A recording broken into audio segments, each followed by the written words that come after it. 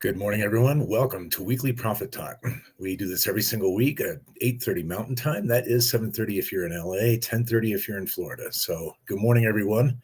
Welcome. And the topic today is preparing your practice operations for federal healthcare efficiency mandates. Kind of a mouthful, but uh, now, full disclosure and fair warning, much of what you're about to see, if you've been in practice for some time or you have uh, drilled down deeply into your internal operations, this may be repeat information or things that you're already doing. So this is designed basically to help those who this might be new information for. So bear with me because I hope to be of a little bit of help and provide some value for you in your practice. Um, I received a periodical from the Healthcare Financial Management Association, a monthly periodical, and the main headline last month was Doge is coming for healthcare.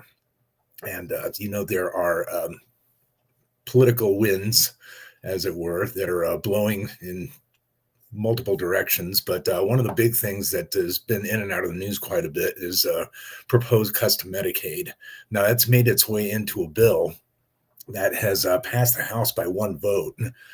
That just happened 2 days ago, I think, actually on the 26th of May. See, no, I beg your pardon, that's wrong because that was a holiday.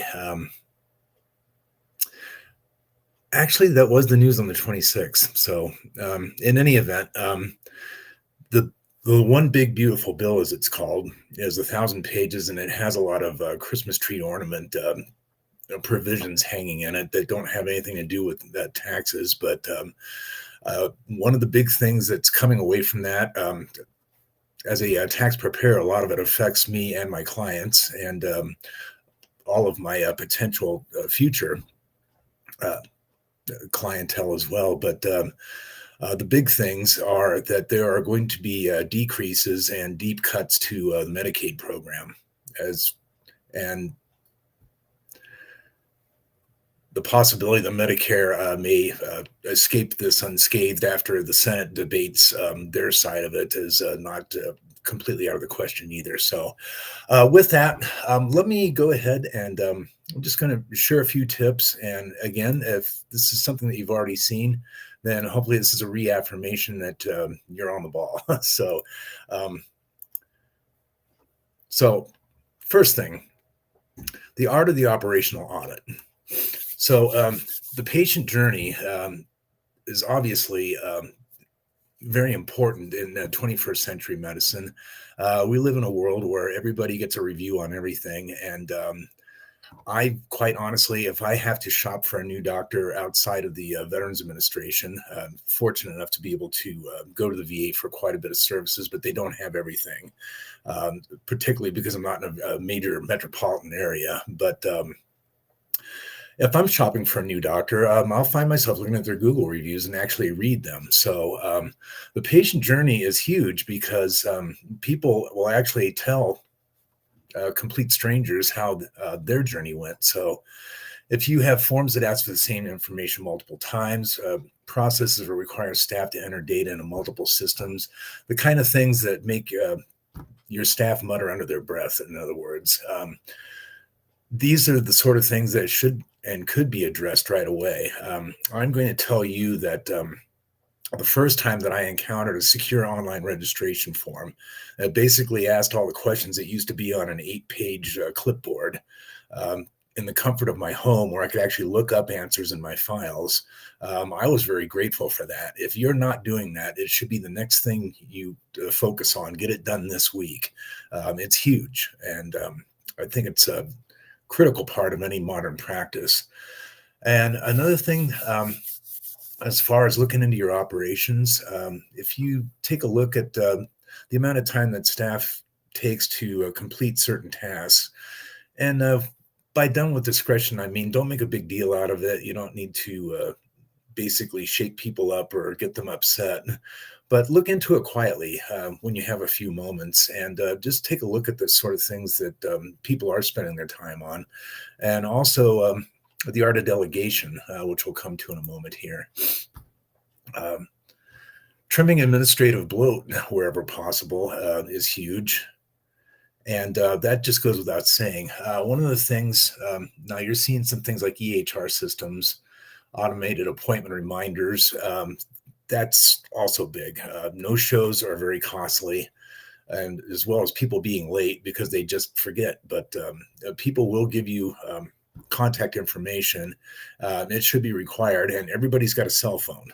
Okay, so text message reminders are basically expected in this day and age, and they should not upset your patients. So um, now you need to ask yourself under the category of delegation, is there some way that you could train somebody to handle something that you're basically trying to do yourself, or that a senior staffer is doing that perhaps they could delegate in turn to someone junior to their position? That's something you should be looking at all the time. And also that has the double benefit of having people to cover if someone actually takes some time off for whatever reason, either scheduled paid time off or emergency time off for family, that sort of thing. So delegation is key as well, and it's a thing that should be taken a look at every opportunity. So create an implementation timeline. Take a look at what you come up with when you've done your operational audit. Identify 3 top points, and in the second month, research and test solutions to address the first point. And if you're ambitious, move on to the second, of course. Month 3, implement solution 1 and start on pain point 2. Now, if you want to move along at an even faster pace than this, fine. But main thing is if you put yourself on some kind of a schedule, I find that the tasks section of Microsoft Outlook is actually helpful. Google has some sort of similar helpful task minder. There are many other things out there which do workflow management. I can think of several. I'm not going to, I'm actually trying to think of a couple now. But basically, I don't want to get into a situation where I'm actually endorsing one over another. I've tried several, and some work better than others, but I find myself basically using Outlook.